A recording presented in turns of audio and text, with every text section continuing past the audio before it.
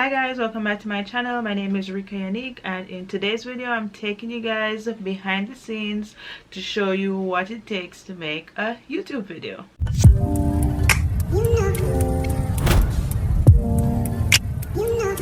I'm going to be showing you everything from my filming setup to the equipment that I use, camera, lighting. I don't have like a crazy elaborate setup or super expensive equipment, so if you're looking for just the bare essentials of what you might need to start a YouTube channel, then this video is definitely for you. Before we get into it, please be sure to hit that subscribe button if you're new, and give this video a like as well. It really helps me out a lot. Don't forget to follow me on all my socials. I'll have them floating around in this video, and once we've done all of that, we can jump right into it. Alright guys, so welcome to my studio slash office. So this is basically where I film the majority of my YouTube videos.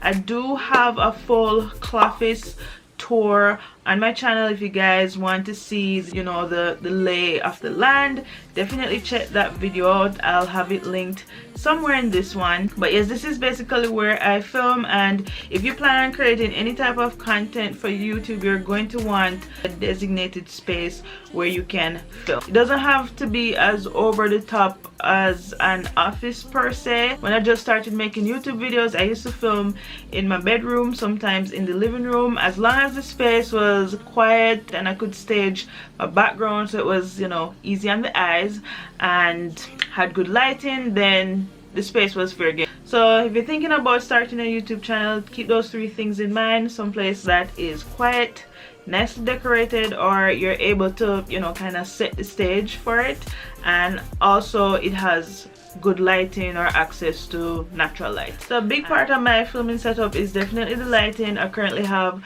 3 soft boxes that I use to give me this glorious light. Yep, these are the soft boxes, and like I said, I have 3 of them, and they are pretty much beaming down at me, really. So it does get pretty warm in here when I'm filming the things I have to do, guys. I got these on Amazon. They give an evenly distributed light source for my videos, so I do have the flexibility to film whenever I want. I'm not restricted to filming only in the daytime, which is a big downside of, you know, using natural light versus, you know, having some type of studio light. And I feel like it does add a very professional feel and look to my videos as well. You can definitely take advantage of natural light if you don't have a budget for a softbox. It's definitely possible, but just keep in mind that you will probably be restricted when it comes to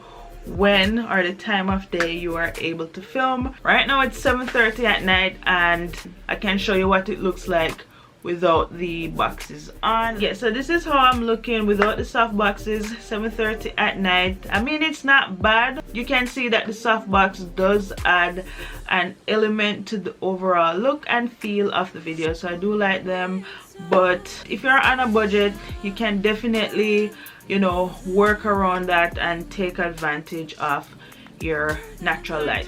So when it comes to filming equipment, I currently use the Canon G7X Mark II camera to film my YouTube videos. So that's what I'm currently using, showing you what it looks like behind the scenes. But this camera is 2 years old. It was a birthday gift from my hubby to me, and it's pretty entry level when it comes to YouTube filming cameras. I feel like most people use it for like vlogging or on the go type of YouTube content. It's just as good for sit down YouTube videos as well. It has a built-in mic, which I absolutely love.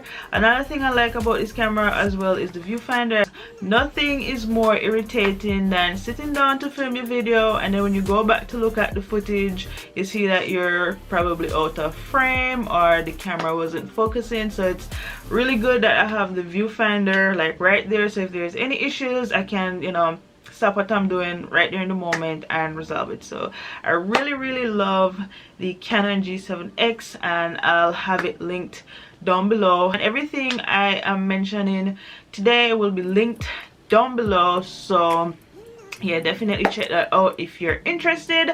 I also use my phone to film as well. Some of my first videos I filmed on, you know, my phone. If I'm doing any type of vlog style footage on the road, I feel a little bit more comfortable to have like the phone out versus the camera. So I do like to use my phone, and this one is the Samsung Galaxy S9, and the footage is really good. So for my last video I did use both the Canon and my Samsung to get the footage, and could you tell, or can you tell, what was shot on a phone versus what was shot on a Canon?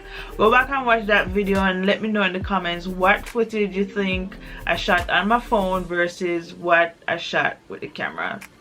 The tripod that I use is by a brand called Fujitech. I got it from Amazon. I can mount both my camera and my phone to it, and if I'm using my phone, it does have like a Bluetooth feature as well. So if I want to take a picture and nobody's there to take my picture, I can just attach my phone to it, and then the Bluetooth feature, I can turn that on and I'm able to take my own pictures. So for content planning, and I feel like most people would be surprised, you know, by this aspect, but I like to plan out my videos in advance. I plan out, you know, the idea for my video, how I want it to flow. And for me, if I don't do that, I am pretty much going to be a mumbling mess, and I will just ramble on and on and on when I get in front of the camera. It will just be a pain to edit that raw footage. And mind you guys, I usually, after a filming session, I usually have anywhere from like 1 to 2 hours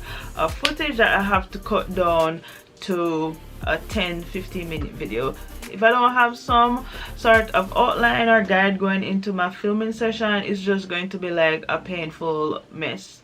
So after you planned out your video, you filmed what you want to film, the next bit, I think the most important bit, is to edit that footage down into a watchable video for YouTube. I know there are a lot out there, but I use one called Filmora. I just went on Google and I searched video editing software for YouTube, and this was the first one that popped up, so I decided to give it a try. You can either do a subscription with Filmora, so every year you'd have to pay like a annual fee, or you can do a one-time one and done thing. They have a lot of themes and special effects in the software that I use to kind of spice up my videos to make it a little bit more interesting. Yeah, I really like this software. It's like super easy to use. Yeah, that's basically it. Like I said, nothing too elaborate. This is as basic as it gets when it comes to filming YouTube videos. So everything I mentioned in this video will be linked down below, so if you are interested, definitely check that out. If it's your first time and you made it all the way to the end, definitely hit that subscribe button. I would really appreciate it. Thank you guys so much for watching this video, and until next time, bye.